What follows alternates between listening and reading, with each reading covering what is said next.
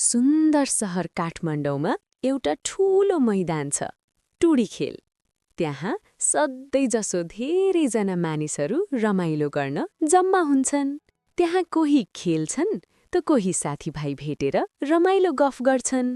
धेरै पहिले एक दिन सानो दानव गुरुमापाले सहरका मानिसहरूलाई डराउन थाल्यो। ऊ अँध्यारोमा लुकेर मानिसहरूलाई पछाडिबाट हाउस भन्थ्यो। मानिसहरूको डराएर सातो जान्थ्यो। गुरुमापाले अति गरेपछि बहादुर सिपाहीहरू आफ्ना बलिया घोडा लिएर सुरक्षा गर्न ब्यारेकबाट सहरमा आए। घोडाहरू टापटुप गर्दै सहरभरि दौडिए। घोडाको खुरको टापटुप आवाज सुनेर गुरुमापा डरायो र काठमाडौँबाट धेरै टाढा भाग्यो। त्यस दिन मानिसहरू आनन्दका साथ खुसी हुँदै भने, हामी हरेक वर्ष टुडी खेलमा घोडा दौडाएर रमाइलो गर्छौं ताकि सहर सुरक्षित रहोस्। त्यही रमाइलो दिनलाई घोडे जात्रा भनिन्छ।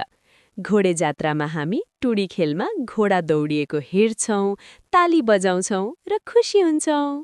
सुन्दर शहर काठमाडौँ, टुडी खेल ठुलो मैदान।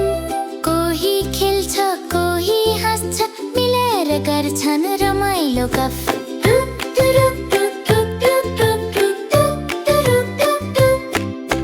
एक दिन आयो गुरुमापा अन्ध्यारोमा लुकेर, पछाडिबाट हौस भन्यो, सबै डराए झस्केर। सिपाही आए बहादुर, बलिया घोडा चढेर, टापटुप दौडिए सहरलाई सुरक्षित बनाएर। घोडाको खुरको आवाजले गुरुमापा डरायो, टाढा टाढा भाग्यो, सहर फेरि रमायो। टापटुप घोडा दौड्यो टुडी खेलको मैदान। ताली बजाऊ हाँस्दै गाऊ, रमाइलो हाम्रो सहर काठमाडौँ।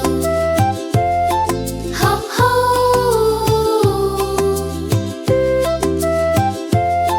हो हो, हरेक वर्ष टुडी खेलमा घोडा दौडिन्छ रमाइलो। ताली बजाऊ खुसी मनाऊ, हाम्रो चाड घोडे जात्रा हो।